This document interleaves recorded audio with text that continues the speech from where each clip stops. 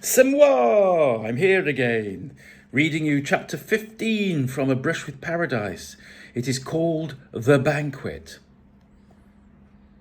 I decided to wear my most colourful, outrageous shirt from Stefan's Emporium. Remember him at the beginning with the amazing store? I hadn't had the occasion or the inclination to wear it so far on this venture. I wanted to make a loud statement.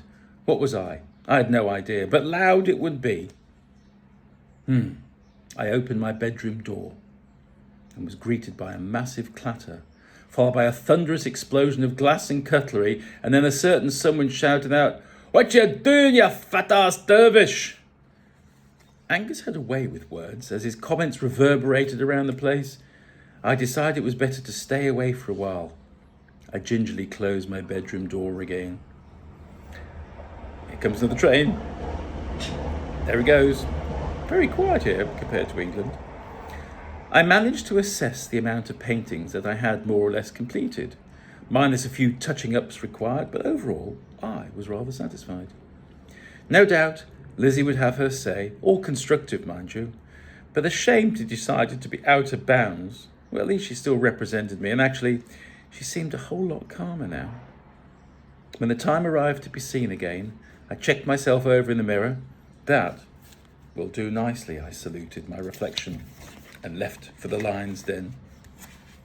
How different the banqueting room looked. I certainly preferred it without the people wandering around. Lucia was buzzing like a bee, milling around and showed everyone to their particular seat, and I was placed directly with my back to the panel that hid the weapons. Was that a coincidence, I wondered? Angus sat at the head of the table, naturally. Lizzie sat to his right. George and Aunt Marge were placed either side of me. CK and Camilla sat opposite, and Lucia took the chair beside Angus. CK looked at me with his usual distaste. I've been told that you've been entertained by my wife and her friends with your artistic skills. Well, I'd never have put Camilla and CK together, let alone married. She seemed so nice and bubbly. Camilla beamed. He was wonderful with us, and such a gent, weren't you, my dear? Thank you. One tries to please for sure, and besides, you've all agreed for a second lesson, didn't we? I was very careful with what I said, as the jealous one just stared me out. Aunt Marge was blissfully overdressed, which included a plunging neckline that exposed more than the imagination entailed. She leaned towards me. So nice to see you again. I'm sorry you've not come to visit. I'm sure we have so much in common. Have you been enjoying your stay? Has Lizzie looked after you properly, I wonder? I glanced over to Lizzie. Aunt Marge, she has been exemplary, professional to a T. Lizzie glanced back. We're in the throes of planning his exhibition as we speak. Just a few more pieces and voila, I can't wait. Life was a game of chess, and I was one of the pieces. Which one? Surely not a pawn. The waiters in full dress uniform poured the wine, and food was served by waitresses also dressed for the occasion. It was akin to a film set from the 50s, quite surreal in one sense, yet it suited the room and ambience to match. Apparently, Lucia had organised the entire production. In a way, it was totally over the top, and yet, constantly in the back of my mind, festered a thought as to what Angus actually did. He acted like the laird of the manor. I was surprised he wasn't dressed in full tartan with all the regalia.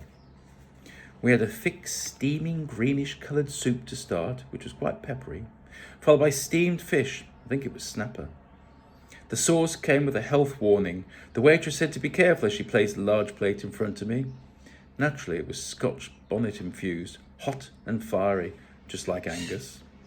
Finally, for dessert, a massive slice of what was known as hummingbird cake was served. It had layers of pineapple and bananas soaked with spices and littered with pecans. I had to admit the dessert tasted joyously wonderful. In a word, I was stuffed. George hadn't said much the whole meal. She appeared to watch what everyone else did. Without any warning, she placed her hand on my thigh and gently caressed it, running her fingers up and down.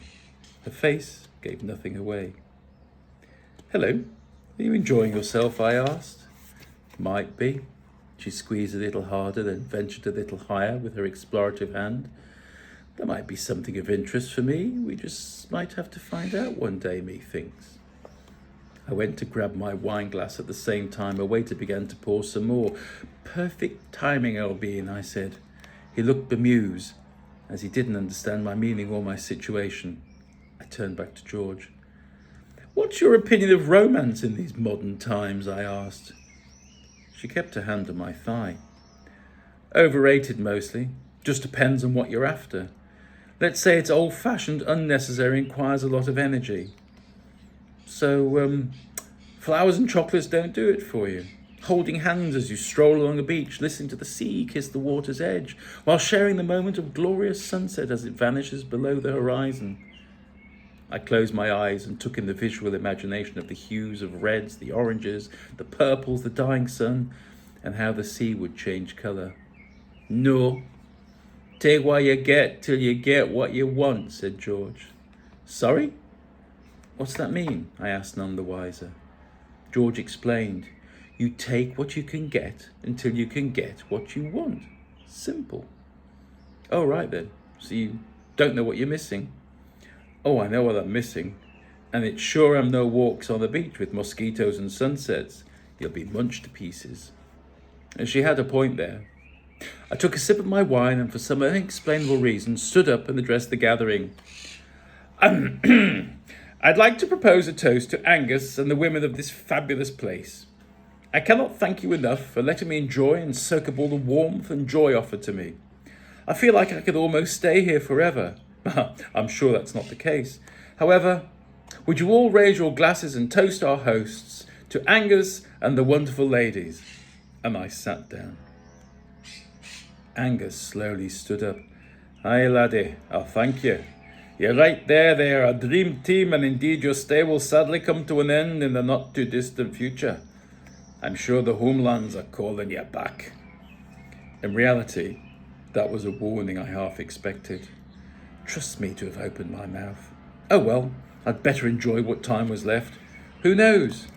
Maybe he might change his mind. I doubted it.